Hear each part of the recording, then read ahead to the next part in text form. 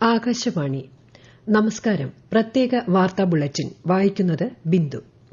ഹരിതോർജ്ജ സാങ്കേതിക വിദ്യകൾ പ്രോത്സാഹിപ്പിക്കുന്നത് ലക്ഷ്യമിട്ട് നാഷണൽ ക്രിട്ടിക്കൽ മിനറൽ മിഷന് രൂപം നൽകാൻ കേന്ദ്ര മന്ത്രിസഭായോഗത്തിൽ തീരുമാനം.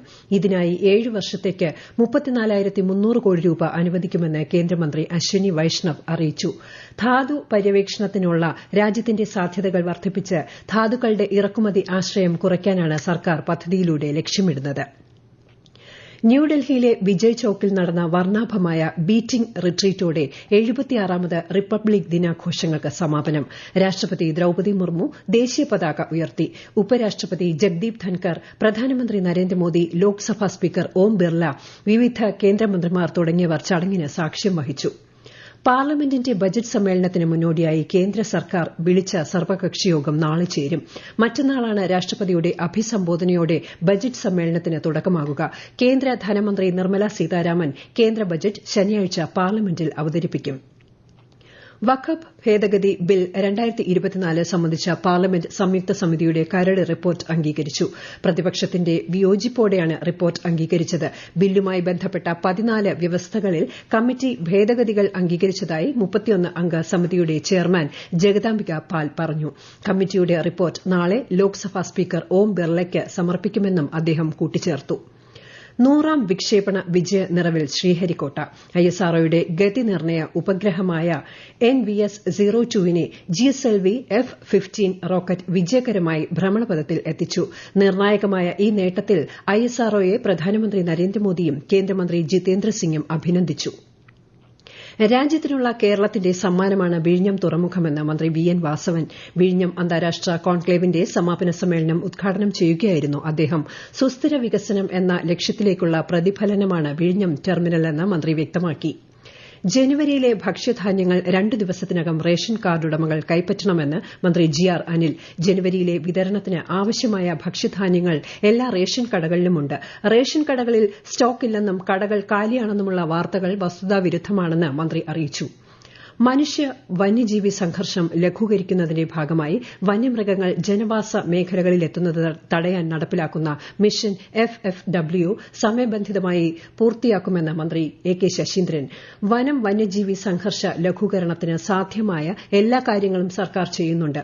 വയനാട്ടിലെ നിലവിലെ സ്ഥിതി അവലോകനം ചെയ്തു.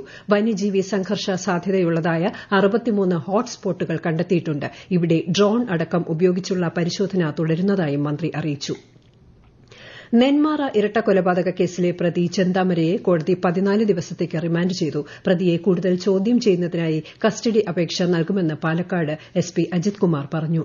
പക്ഷിപ്പനി കാരണം കോഴി, താറാവ് ഉൾപ്പെടെയുള്ള വളർത്തുപക്ഷികളെ നഷ്ടപ്പെട്ട കർഷകർക്കുള്ള നഷ്ടപരിഹാര തുക അടുത്തയാഴ്ച വിതരണം ചെയ്യുമെന്ന് മന്ത്രി J ചിഞ്ചുറാണി. ആലപ്പുഴ ജില്ലയിലെ 899 കർഷകർക്കും പത്തനംതിട്ട ജില്ലയിലെ 48 കർഷകർക്കും കോട്ടയം ജില്ലയിലെ 213 കർഷകർക്കുമായി 3.06 കോടി രൂപയാണ് വിതരണം ചെയ്യുന്നത്.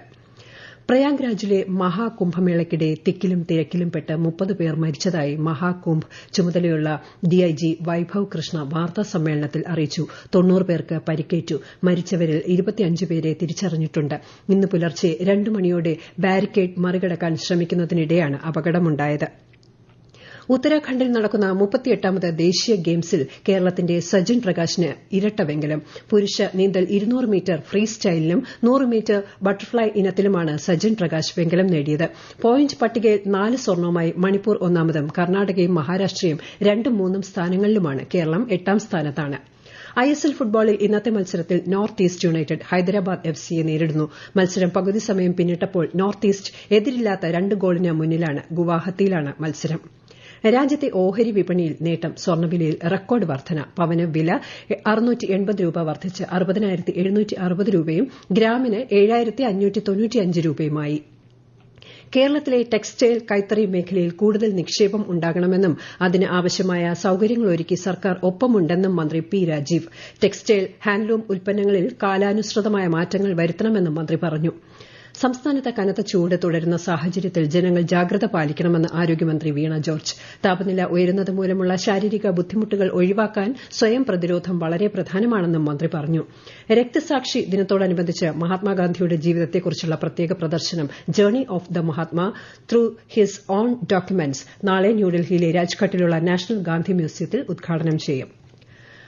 പ്രത്യേക വാർത്താ ബുള്ളറ്റിൻ കഴിഞ്ഞു. അടുത്ത വാർത്താ പ്രക്ഷേപണം നാളെ രാവിലെ 6:45-ന്.